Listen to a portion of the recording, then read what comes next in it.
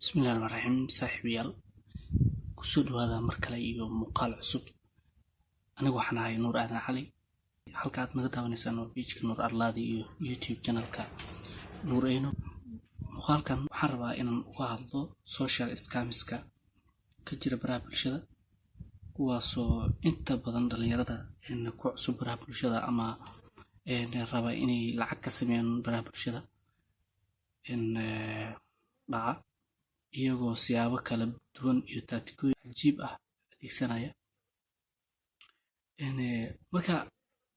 arintaas ayaan rabaa muuqaalkan inaan ku qaada dhigo iyo sida looga hortagi lahaa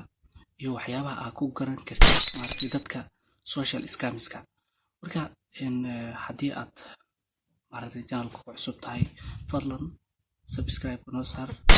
si aan u gaarno 2,000 oo subscribe muuqaalkan like saar si uu dad badan u gaaro waxaan rabaa inaan mowduucan u soo laabto horta waa maxay scam ama tuugo internetka wax ku dhacda waxa loo yaqaanaa scammers loo yaqaanaa marka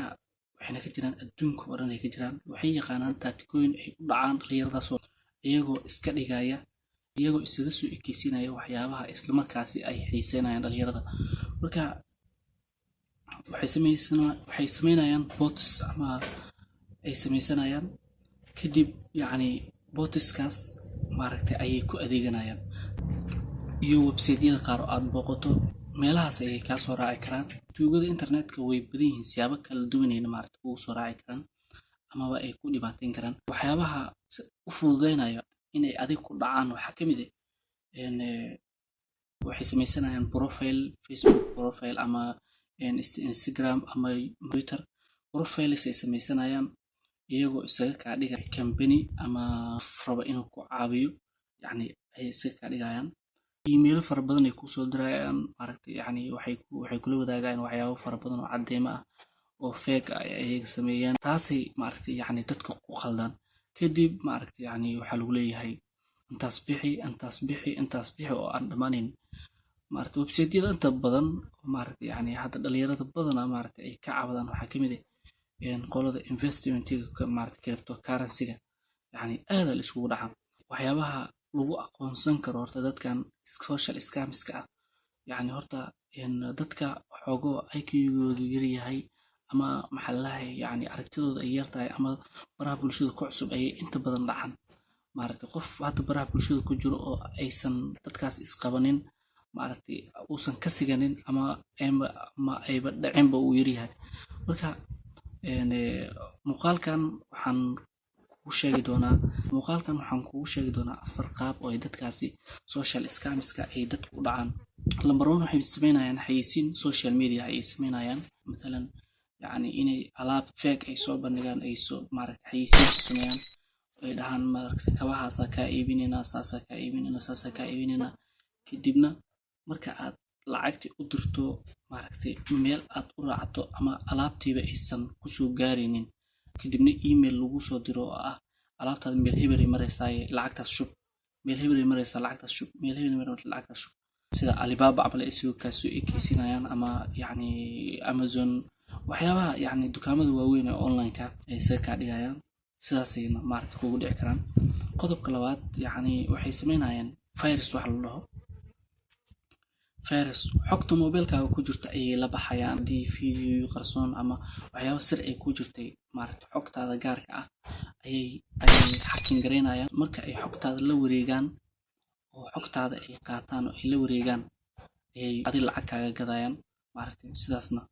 waxay ku noqonayaan social scams sidoo kale waxaa jiro qodob kale waxaa jiro waxay iska dhigayaan company weyn oo lacagaha sarifo lacagaha qalaadiga sarifo sida lacagta cryptocurrency ama tan ugu badan ay scams-ka ay adeegsadaan waxay sameynayaan tactics fiican ay sameysanayaan investment decrease ku leeyihiin investment ku sameyso 20 maalmood gudahooda intaas ay helaysaa 3 maalmood gudahooda intaas ay helaysaa 24 saac gudahooda intaas ay helaysaa markaad investment gareyso lacagtii way sii ziyaadaysaa marba marka ka dambayso way sii ziyaadaysaa laakiin lama bixi kartid marka aad la hadasho la xiriirto waxay ku leeyihiin lacagtaas shub si aad lacagtaas ula baxdo marka aad lacagta shubtana lacag kale ay ku sii dirayaan. Waxa waaye ayagana maaragtay social scams waaye ayagana qaab kale oo ay dadku u dhacaan waaye. Qaab kale oo ay wax u dhacaan waxaa ka mid ah inay website ku sameynayaan ay ku leeyihiin qaab freelancer ahaan u shaqeynayna waxbaad yacni ii samee leedahay marka aad ii samee dhahdo waxay sameynayaan website yacni oo aad ayaga u shaqeynayso matalan ayaga xayeysiin soo saarnayo wax kasta ayaga kusoo sameysanayo marka yacni waa social scams. Websitekaas maaragtay ay sameynayaan fayrasyo gaar ah ay ayaga u gaar kusoo fasaxaan websiteka ay kusoo dhexgelinayaan kadib waxaad gaaraysaa in kombiyuutarkaaga ama device walbo aad kombiyuutarka websitekaas ku furto xogta kugu jirta lagala wareego kadibna ay kugu dhacaan. Maaragtay dadka scamska waxay adeegsadaan telegramka adeegsadaan gruubyada dadka soo raxaan waxaa lagu leeyahay Canada ku dirana hebel saas maaragtay barnaamijyadaas ku fududeynana investment gareyso waxyaabo balaabala marka yacni dadkaas runtii waa dad halis ah. Qof walba social media isticmaalo marka inuu aad iyo aad iskaga taxadaro loo baahan yahay. Marka dhalinyarooy muuqaalkan waxaan ugu talagalay in ay dhalinyarada ay kaliya ogaadaan in wax scams la dhaho talooyinka yaryar oo maaragtay hadda aan muuqaalkan u sheegayna maaragtay ay si fiican u qaataan haddii ay maaragtay yacni intaan qaataan in la mid ay maaragtay maskaxdooda ay ugu darstaan aad iyo aad ay ugu digtoonaan karaan. Marka haddii maaragtay fariimaha qaar ee maaragtay kugu soo dhaco ha iskaga dhufanin linkiyada qaar ha iskaga dhufanin waxaa laga yaabaa inay xogtaada dhan maaragtay yacni mobilkaaga ama kombiyuutarkaaga lagala baxo. Marka yacni dadkan scamska waa dad cyber security-ska aad u soo bartay oo yaqaana sida markaasi wax loo hakin gareeyo iyo sida wax loo dhaco social media wax loogu dhaco aad u bartay waa marka waa idinkaga diga arrintaas muuqaalkanna like-ta dhac ku siiya sidoo kale subscribe-na saara share iyo like-ta dhiirigelinayno tahay sidoo kale haddii aadan naga mid ahayn nagu soo biir inta aan muuqaal noocan axmal aan ku kulmi doono sidaas iyo nabadgelyo.